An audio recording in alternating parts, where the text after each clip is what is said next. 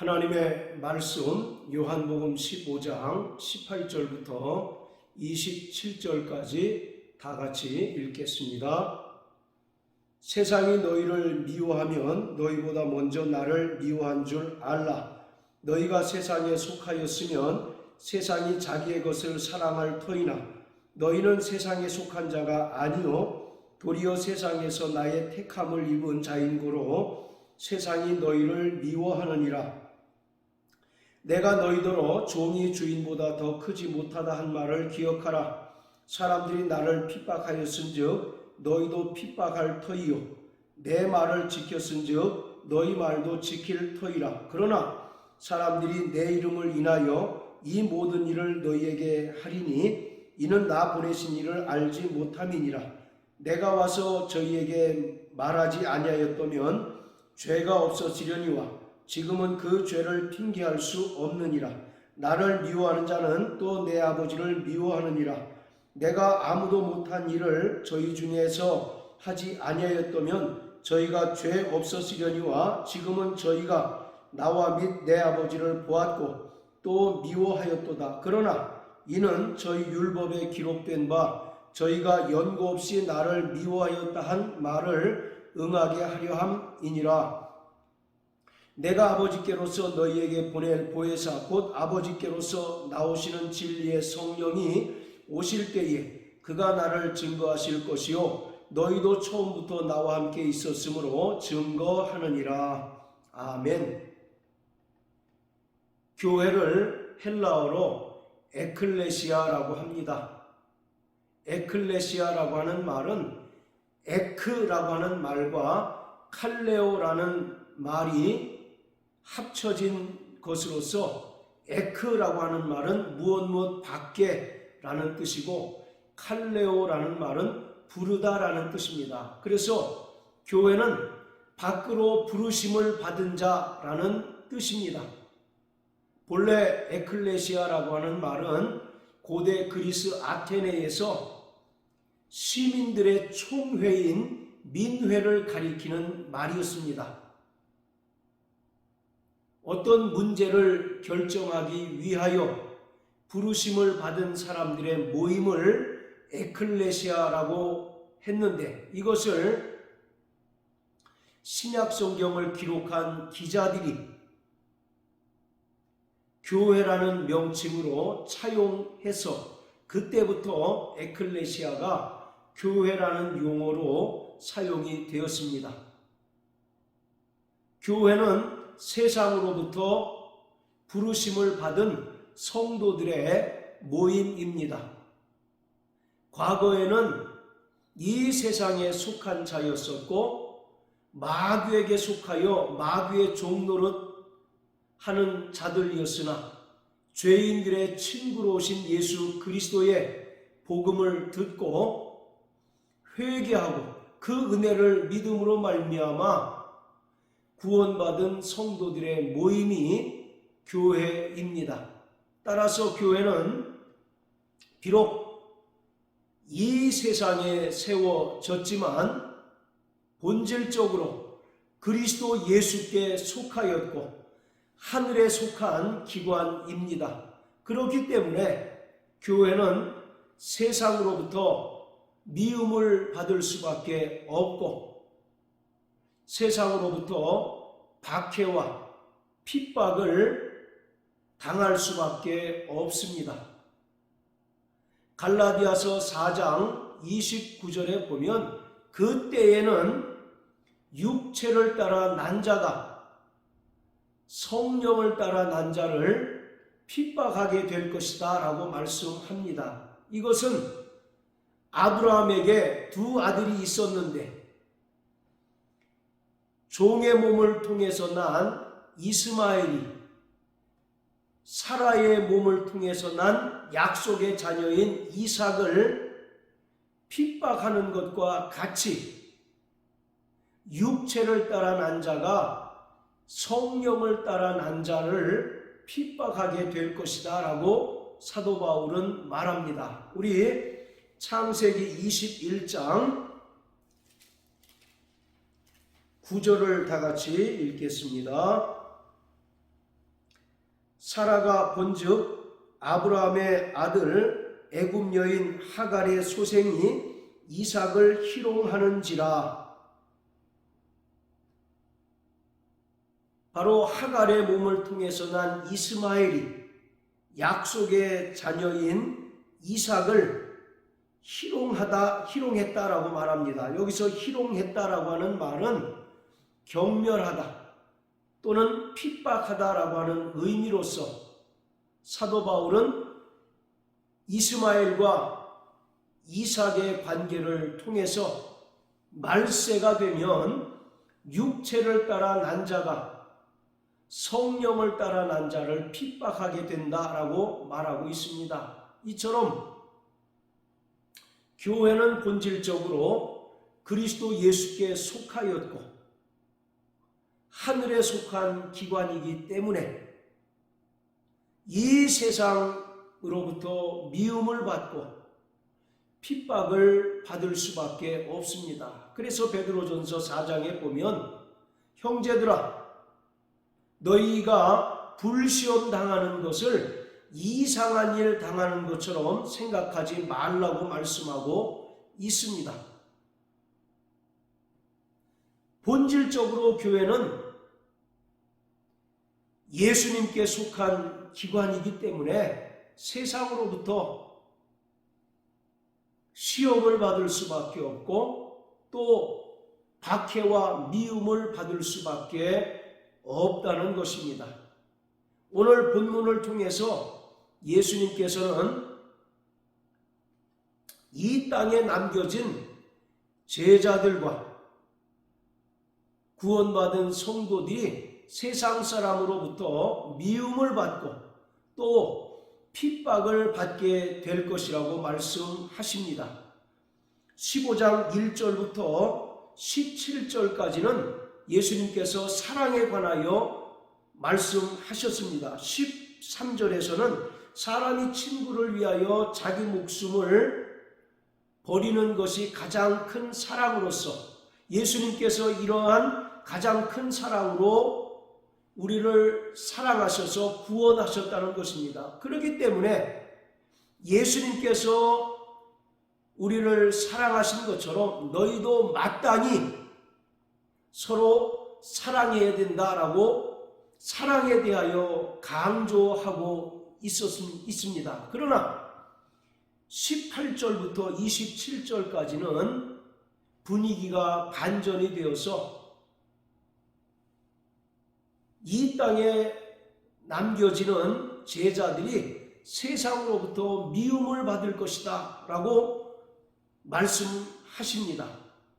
그러면서 너희가 세상에서 미움을 받을 때 너희보다 먼저 예수님이 세상 사람들로부터 미움을 받게 되었고 또 핍박을 받았다라고 말씀합니다. 그러면서 너희가 세상에 속하였다면 세상으로부터 사랑을 받았을 것이지만 예수께 속하였기 때문에 너희도 마땅히 세상으로부터 핍박을 받고 또 세상으로부터 미움을 받게 될 것이다 라고 예수님께서 제자들 그리고 구원받는 모든 성도들에게 말씀하십니다.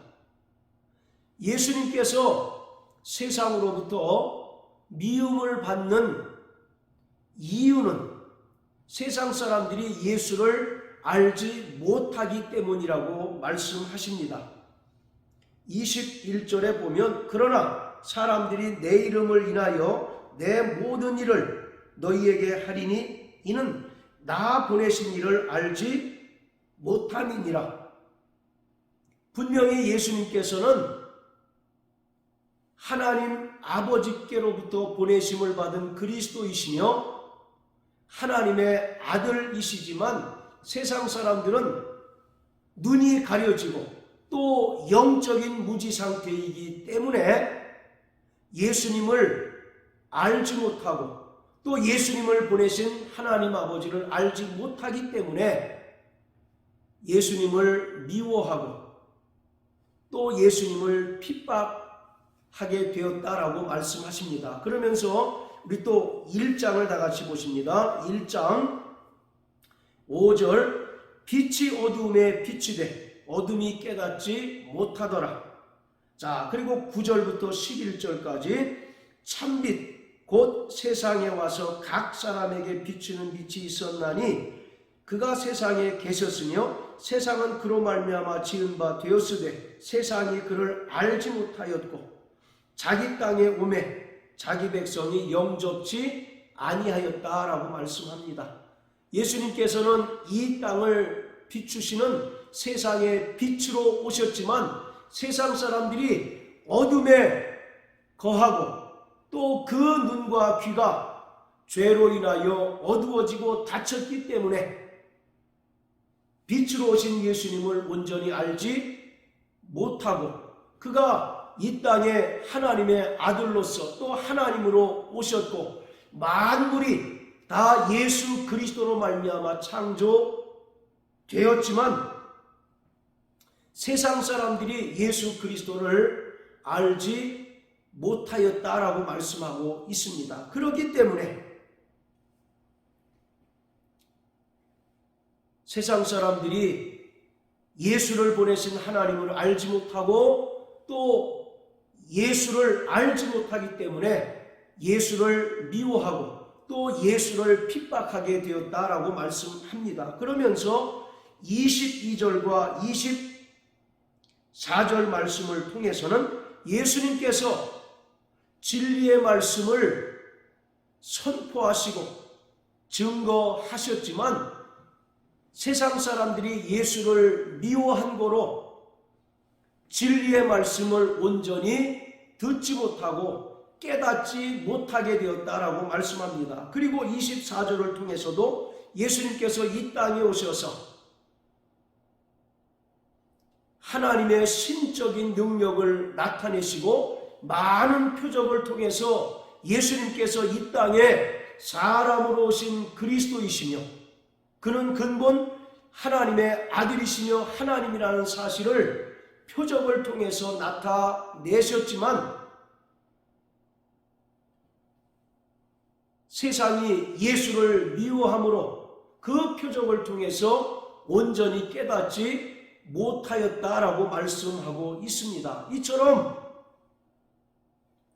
예수님께서 이 땅에 죄인들을 구원하실 그리스도로 오셨고 하나님과 영원히 함께 계셨던 하나님의 아들이었지만 세상이 그를 알지 못하고 세상이 그를 깨닫지 못하는 거로 예수를 미워하고 또 예수를 핍박했을 뿐만 아니라 예수님께서 전파하신 진리의 말씀을 온전히 깨닫지 못하고 또 표적을 통해서 예수님께서 그리스도이시며 하나님의 아들이심을 온전히 믿지 못하였다라고 말씀합니다. 이처럼 세상 사람들은 여전히 죄악 중에 거하고 그들의 눈과 귀가 죄로 인하여 어두워지고 막혀있기 때문에 예수를 볼 수 있는 영적인 안목이 없고 예수의 진리의 말씀을 들을 귀가 없기 때문에 예수님을 아무런 까닭 없이 미워할 수밖에 없고 예수를 핍박할 수밖에 없고 또 결국 예수를 십자가에 못 박아 죽게 할 수밖에 없었던 것입니다. 그러나 예수님께서는 26절 말씀을 통해서 내가 아버지께로 가서 너희에게 보낼 보혜사 성령이 오시면 그가 나에 대하여 증거하신다라고 말씀하고 있습니다. 예수님은 사람의 증거를 원치 않으시고 오직 보혜사 성령이 이 땅에 오셔서 성령이 예수 그리스도를 변호하시고 대언해 주시기를 원하셨습니다. 그가 비록 이 땅에 사람으로 오셨고 또 죄인의 모습으로 십자가에 달려 죽으셨지만 그는 근본 하나님의 아들이시며 죄가 없으신 분이셨지만 죄인된 인간들을 위하여 대신 십자가에 달려 죽으셨다는 사실을 보혜사 성령이 오셔서 변호하시고 증거해 주신다는 것입니다. 그리고 예수님께서 죽은 자 가운데서 3일 만에 부활하심을 통해서 하나님의 아들이심을 입증하실 것이다 라고 말씀하고 있습니다. 이처럼 예수님께서 이 땅에 죄인들의 친구로 오셨고 또 죄인들을 구원하러 오신 메시아이지만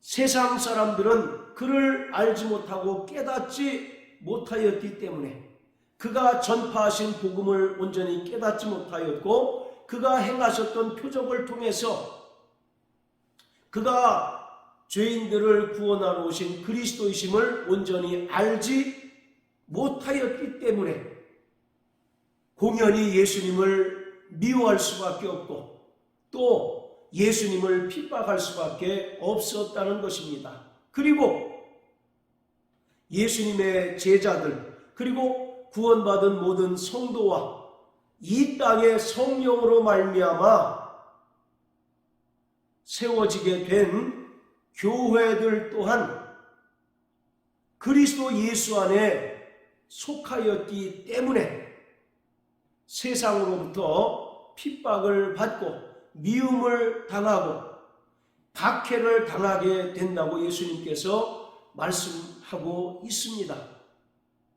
이처럼 구원받은 성도들은 또 성령으로 말미암아 이 땅에 세워진 교회는 하늘에 속한 기관이고 하나님 나라의 백성입니다. 빌립보서 3장 20절에 보면 오직 우리의 시민권은 하늘에 있다라고 말씀합니다. 이처럼 비록 육체는 이 땅에서 나는 것으로 먹고 마시고 이 땅의 것을 취하지만 이미 구원받은 성도들의 영적인 신분은 하나님 나라의 백성이고 하늘나라의 시민권자이기 때문에 세상과 구별된 삶을 살아가게 됩니다. 그러한 이유로 인해서 공연히 세상으로부터 미움을 받고 애매히 고난을 받게 된다는 것입니다. 그러나 우리가 세상으로부터 미움을 받고 고난을 받기 이전에 이미 예수님께서 세상으로부터 미움을 받고 또 고난을 당하셨다라고 성경은 기록하고 있습니다. 예수님께서 사람들의 박해와 핍박에도 불구하고 십자가에 달려 죽으심으로써 하나님 아버지의 뜻을 온전히 이루셨던 까닭은 하늘의 영광이 예비되어 있기 때문인 것입니다. 자, 우리 히브리서 12장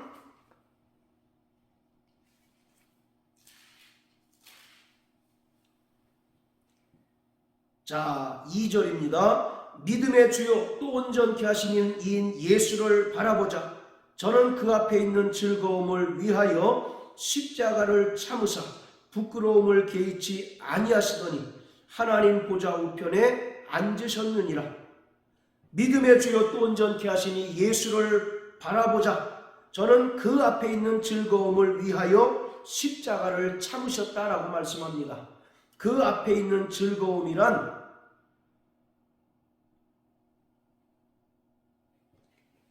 하나님 아버지께서 예비하신 창세전의 영광을 말합니다. 예수님께서 이 땅에 사람으로 오셔서 친히 십자가에 달려 죽으심으로 말미암아 하나님 아버지의 뜻을 이루시면 하나님께서는 예수를 죽은 자 가운데 살리셔서 하늘로 올리우사 창세전에 공유하셨던 영광으로 영광스럽게 하신다는 것입니다. 예수님은 그것을 아셨기에 십자가의 부끄러움을 참으시고 조금도 개의치 아니하셨다라고 말씀하고 있습니다. 마찬가지로 구원받은 성도들과 그리스도의 영적인 몸인 교회는 세상으로부터 미움을 받고 또 많은 박해와 핍박을 받게 될 터인데, 그것으로 인하여 낙심하거나 좌절할 것이 아니라 예수 그리스도의 고난에 동참했다는 그 기쁨과 감사함이 충만해야 합니다. 그리고 예수님께서 그 앞에 있는 즐거움을 위하여 십자가의 부끄러움을 참으시고 조금도 개의치 아니하셨던 것처럼 구원받은 성도들도 진동치 않을 영원한 하나님의 나라를 받았기에 이 땅에서 어떠한 미움과 또 애매히 당하는 고난과 핍박이 있을지라도 끝까지 예수 그리스도께서 베풀어 주신 그 은혜를 붙잡고 살아가는 자가 되어야 합니다.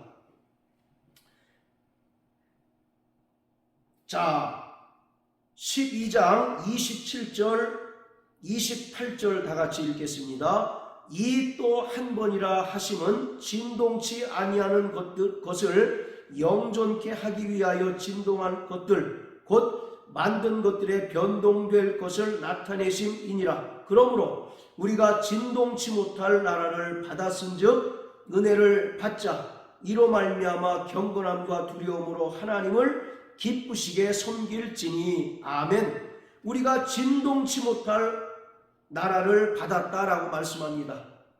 이 세상의 나라는 언젠가 패망하고 파괴되고 무너지지만 영원한 하나님의 나라는 무너지지 않는 영원한 나라라는 것입니다. 그렇기 때문에 우리는 이미 진동치 못할 하나님의 영광스러운 나라를 받은 자요 또 성령으로 말미암아 이 땅에서 누리는 자가 되었기 때문에 어떠한 시련과 시험과 핍박과 세상으로부터 미움을 당할지라도 끝까지 예수님께서 우리에게 베풀어 주신 그 은혜를 붙잡고 하나님을 기쁘시게 하는 삶을 살아내야 한다라고 말씀하고 있습니다. 자, 또 로마서 8장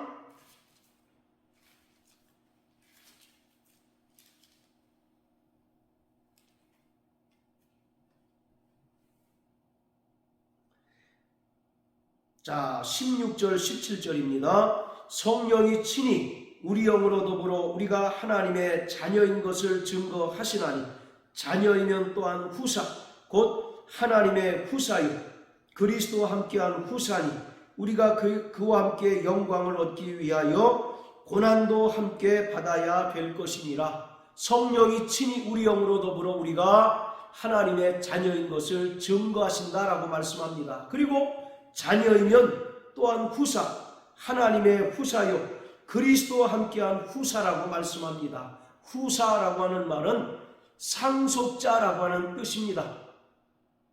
우리는 영광스러운 하나님 나라를 상속할 상속자입니다. 그래서 예수님께서 마태복음 25장에서 오른편에 있는 양들을 향하여 내 아버지께 복받을 자들이여 창세로부터 예비된 영원한 나라를 상속하라 라고 말씀하고 있습니다. 우리는 예수 그리스도의 은혜를 믿음으로 말미암아 구원받고 성령으로 거듭남으로 말미암아 하나님의 자녀가 되었고 하나님의 나라를 상속받을 영광스러운 후사가 되었습니다. 그렇기 때문에 우리는 영원한 하나님 나라의 영광을 위하여 이 땅에서 예수님께서 미움과 핍박을 끝내 감수하시고 견디고 끝까지 참으셔서 승리하셨던 것처럼 구원받은 성도들도 세상으로부터 받는 미움과 핍박과 또 여러 가지 애매히 당하는 고난들마저도 하나님을 위하여 참는 자가 되어야 하는 것입니다.